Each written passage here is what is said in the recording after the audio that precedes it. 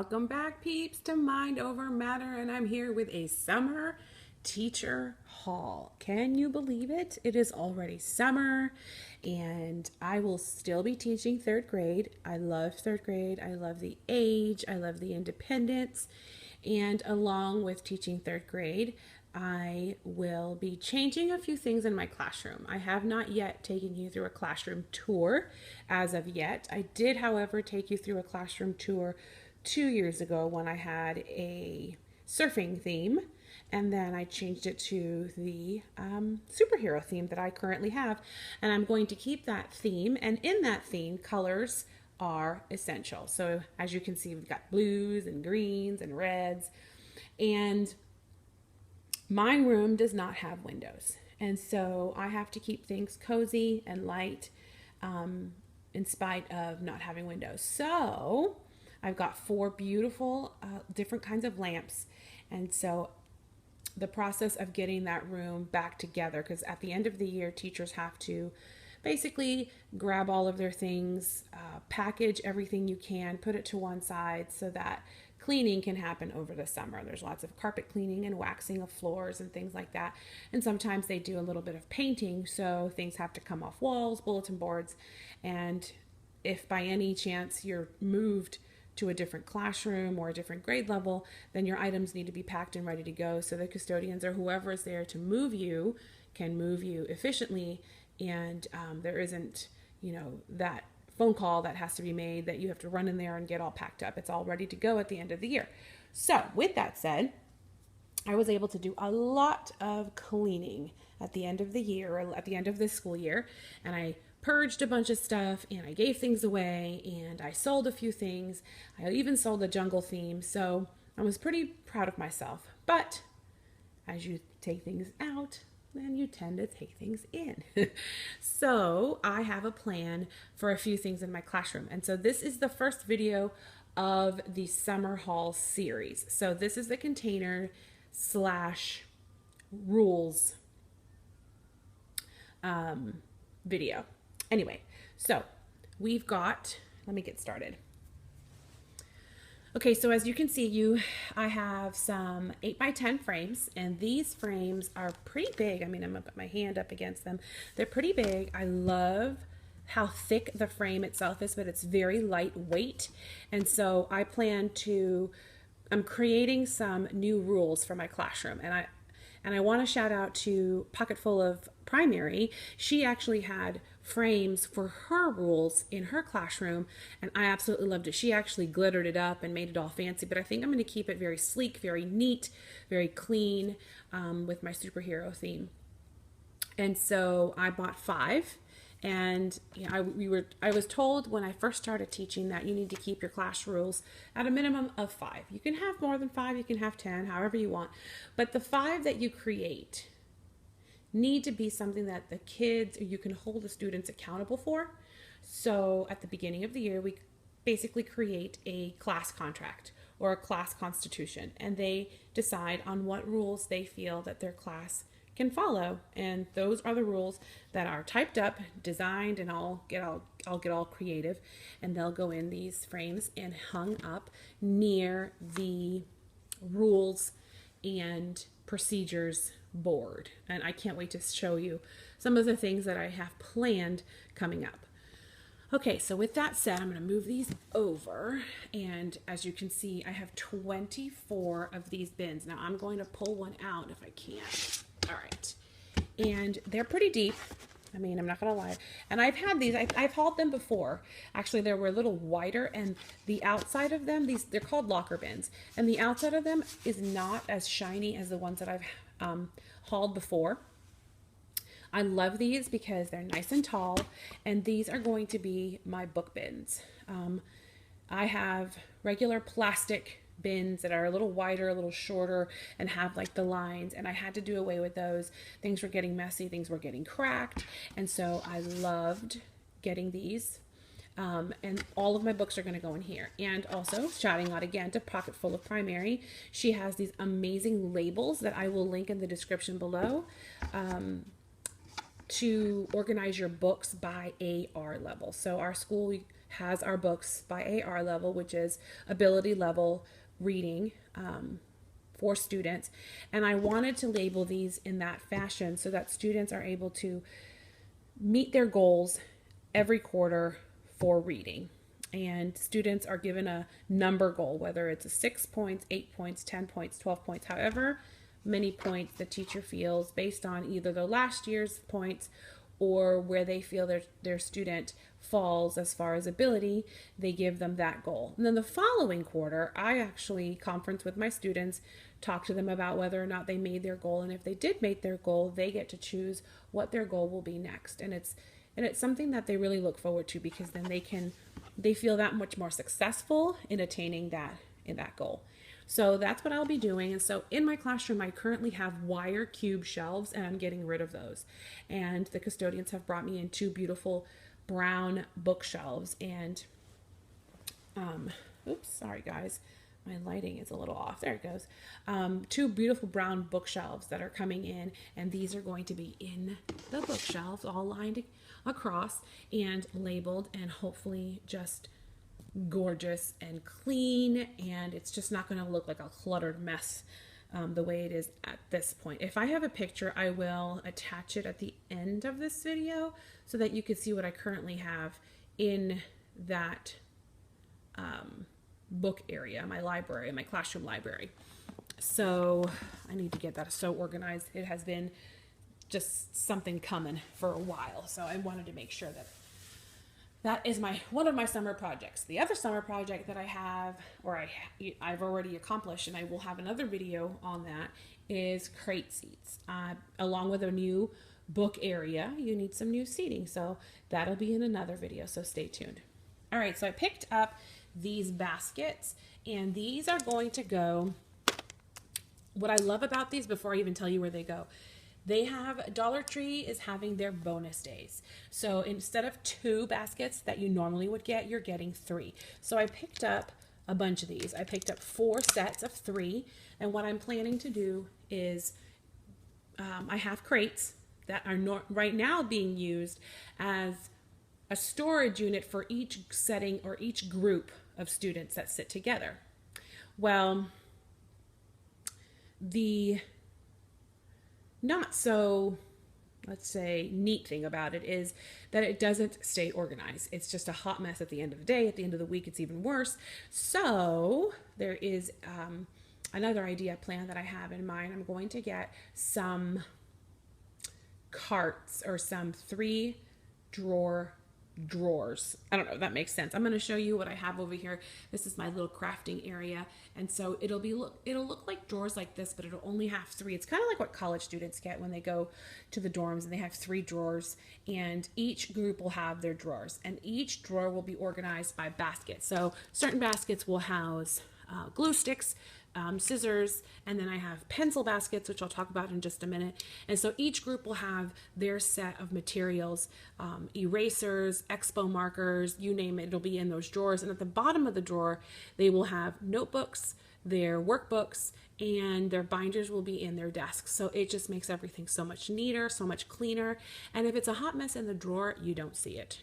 Whereas when I had the crate system in my classroom, you could see the whole mess. And each crate had its own caddy, something like this. And I love the green. I have tons of green caddies. I picked up some red ones, and I really don't have a plan for these just yet. I'm thinking maybe a guided reading caddy where each group that I'm meeting with will have a certain set of materials for their group. That's something that I'm thinking about right now. But each group had a caddy like this. Well, at the end of the week, it was trashed. So now the caddies will only come out when we're going to do a group activity, which is nice because then one student per group will be in charge of setting up the caddy with the materials that are in their drawers. So I'm trying to show my kids a little bit more of responsibility of keeping their area nice and neat and clean for learning. So that's that for these baskets. And then these are pencil baskets that I'll also use for other things as well. But for each group, I couldn't pass it up. There was 4 in here, guys. And there's normally 3. Oops, sorry. Yeah, so usually there's 3. And I picked up whatever they had in that lime green because I love that color.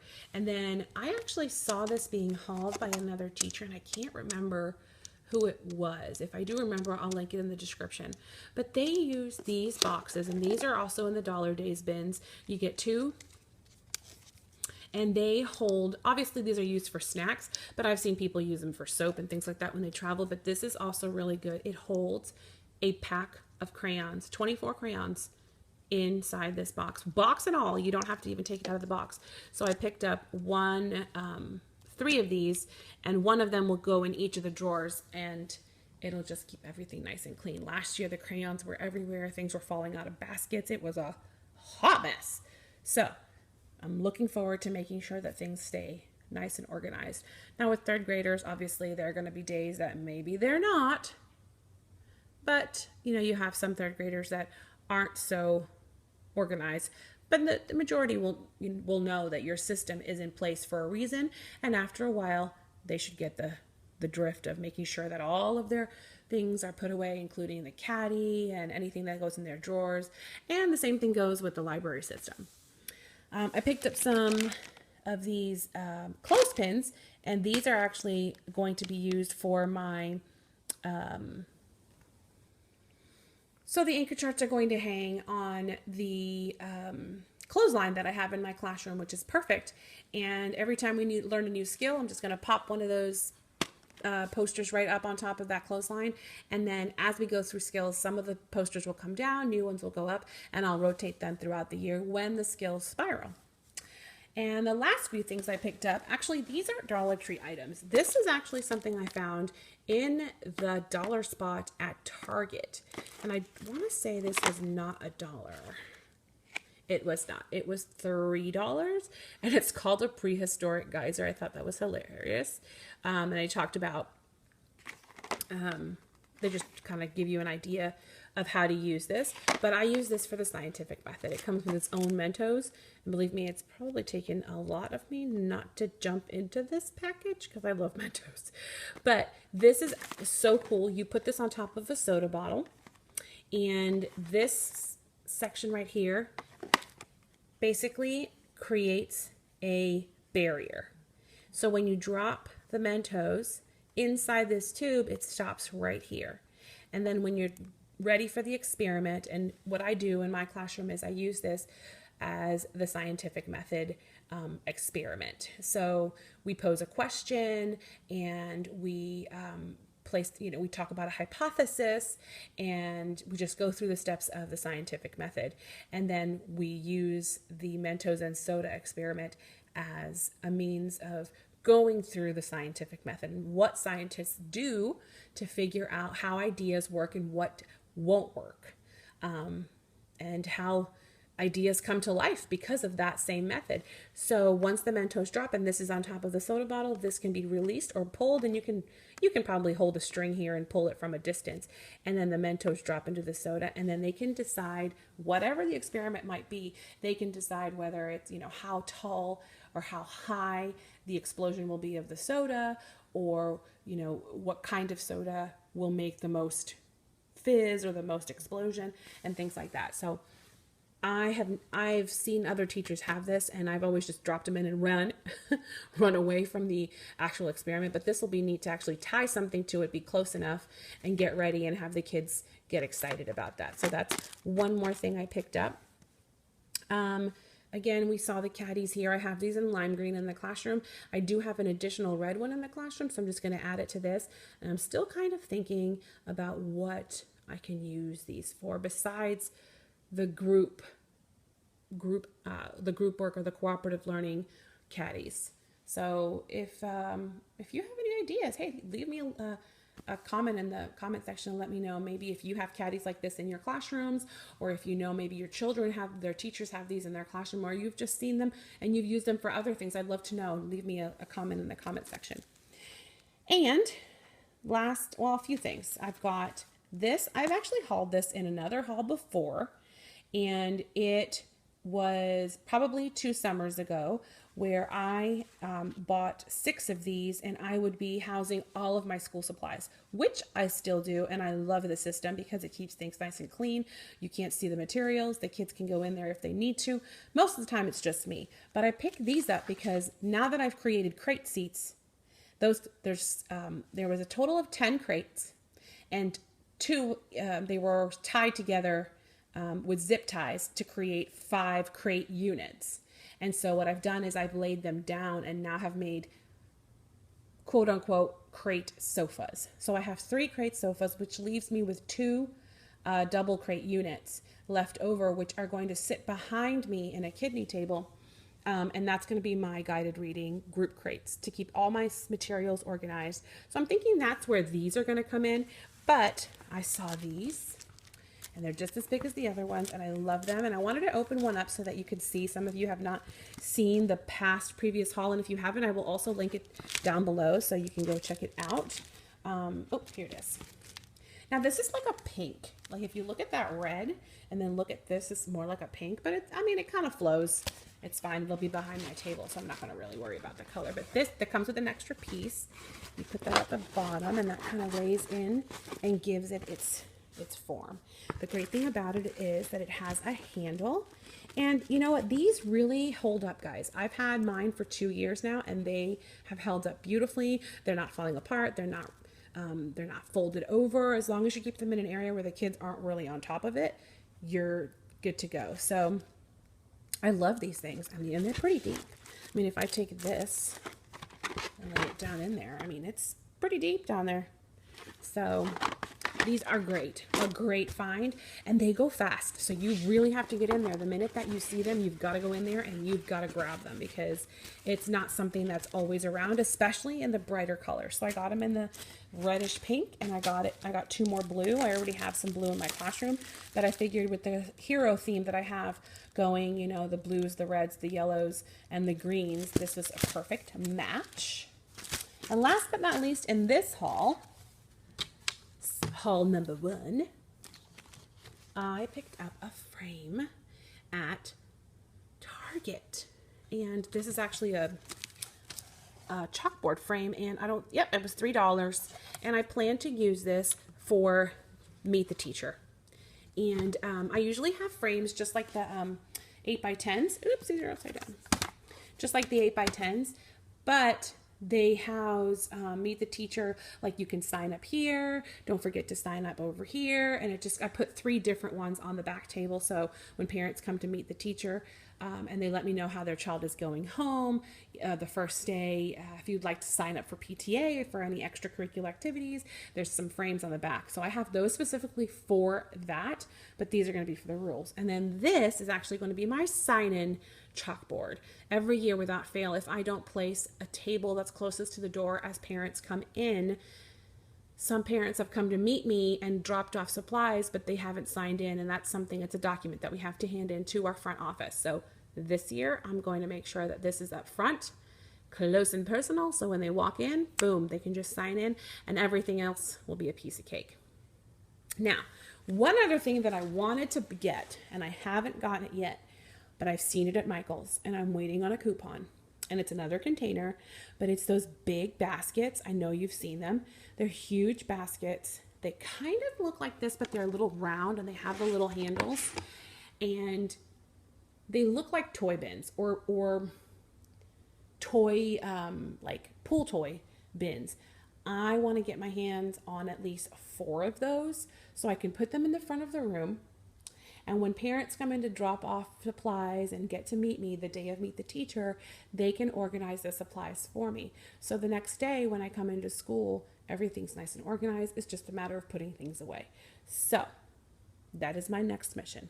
But for now, this is the organization teacher haul.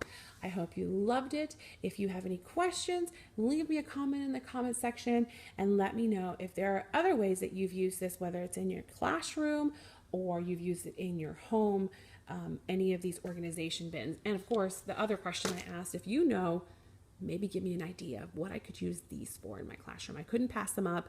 They were the perfect color, and I had bought them originally to be caddies, but because I'm doing a whole new system in my classroom, I'm not sure if that's the best way to go. But if you have another idea, leave it in the comments. And until next time, thanks for watching. Bye.